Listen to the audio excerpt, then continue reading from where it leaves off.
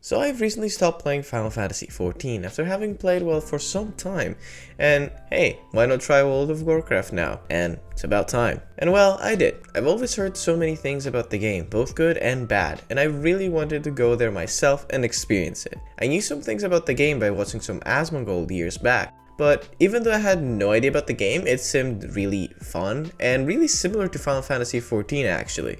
And now there's no better time to try it before the expansion comes out and try to see what the game has to offer. And so I set off to make my first character, seeing all the classes and races available. And actually they have pandas, huh? Anyways, I wanted to go with Alliance since I didn't really like the Horde style. However, I had heard that nobody really plays Alliance due to like certain buffs you get, so I went with Horde, mostly because I don't want to wait a long time for like party stuff and wanted to play with my friend as well that is also Horde. This of course in my opinion is really bad design, like the faction system in general. It's one of those things that sounds like a really good idea, but in reality it doesn't really work. Final Fantasy does have a similar thing with like grand companies, but these don't affect gameplay at all. Anyways, luckily for me, I didn't care too much, so I went with like a blood elf. Also, I noticed some of the classes only become available for certain races, which is a bit restrictive, but not a huge deal for me seeing as the character customization isn't that in depth to begin with. As for what class I chose, it was warrior, since honestly it looked the coolest along with paladin. And now it was time to select a name. And me being very creative of course, I went with Final Fantasy XIV Refugee. Yes, I know, perfect name. Very fitting.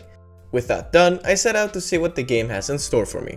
The game opens with us traveling on a ship to find a lost expedition party that were exploring an island that had gone missing basically. The game starts with a simple tutorial. Hit a dummy, fight a guy.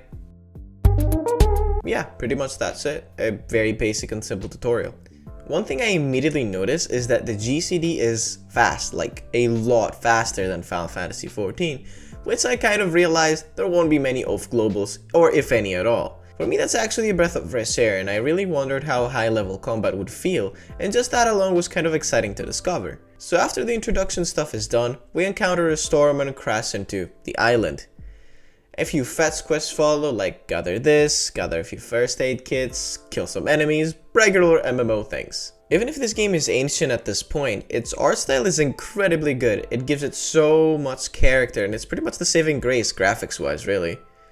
As I progress to finish the first area, I come across this, an army. A big ass army, which we needed to get past from and rescue our friend. And what came next is something I would never really have expected, like ever. So how do we defeat this big army?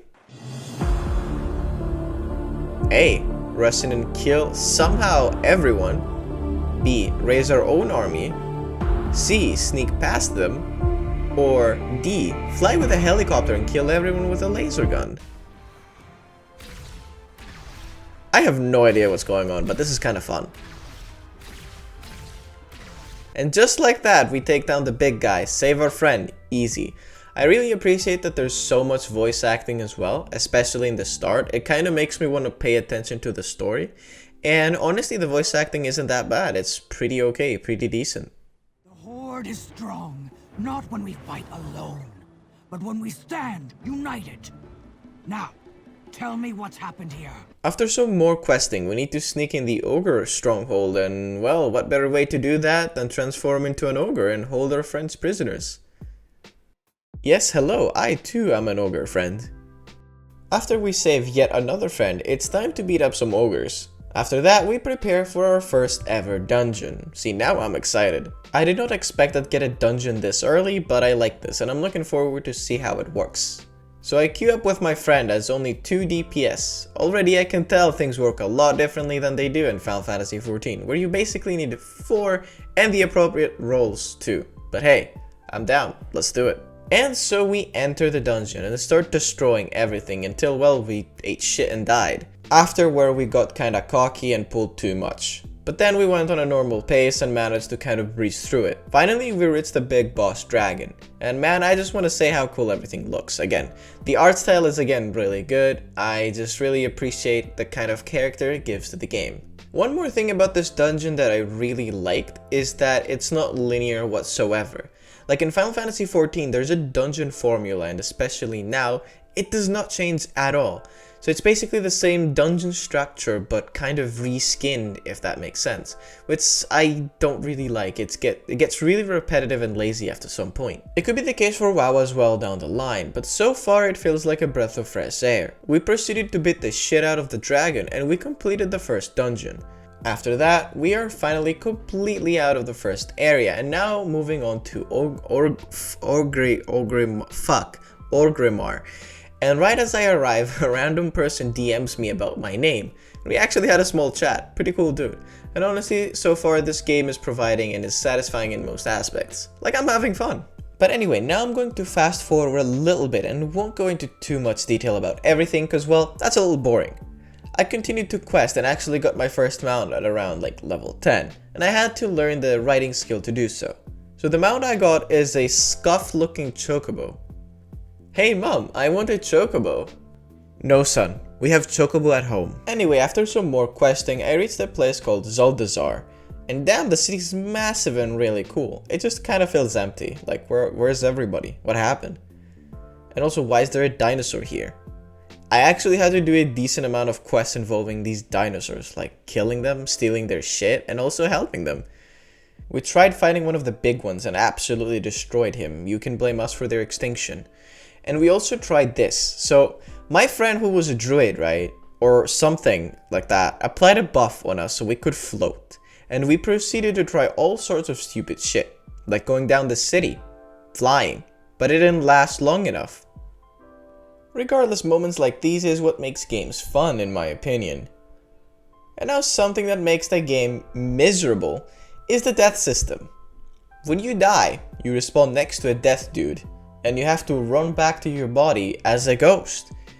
And oh boy, if you died far away, that's it, you're done. And also, you have the option of respawning with your body. But there's a catch. You get insane debuffs for 10 minutes. That is honestly horrible. I did not like it at all. Like the first time it was kinda okay, cool, that's interesting. But the second time onwards, this was a miserable experience every single time. Despite that though, I don't have any other complaints so far. But damn, the death system is so miserable. When you pretty much die in Final Fantasy, you have the option of getting rezzed by somebody or going back to your home city. With full health, full buffs, everything. All you have to do is just press a button. That's it. However, you do get debuffs when you get rezzed, but it's only like around 25% like damage reduction. In WoW, I think it was about 75% or 80% damage reductions, which is wild to me. It's definitely not the worst thing in the world, but it's one of those things where it just makes your experience more miserable for no absolute reason, and it's like, okay, why? But yeah, it's definitely something I could look over and just kind of ignore. It's not that big of an issue. So a system I really wish Final Fantasy XIV had copied is the system where you sync your quests with your friends. This helped us so much and it was really convenient when we were like playing together and just trying to figure out what quests are we going to do. I never even have imagined a system like that kind of would exist, but honestly it's so convenient. And that's all my thoughts on World of Warcraft so far, from the lens of a very long-term Final Fantasy XIV player and someone completely new to the game and franchise in general. Personally, I will continue playing and see how the rest of the game is. I had a lot of fun for the most part, and these were just kind of my initial thoughts like going into the game. And I'm curious to see where the game will go with Dragonflight as well. Thank you so much for watching. If you'd like to support the video or me, feel free to do so and let me know if you would like me to make an update so how I feel with the game now that I've progressed a lot more into it. But yeah, thanks again for watching and I'll see you in the next one.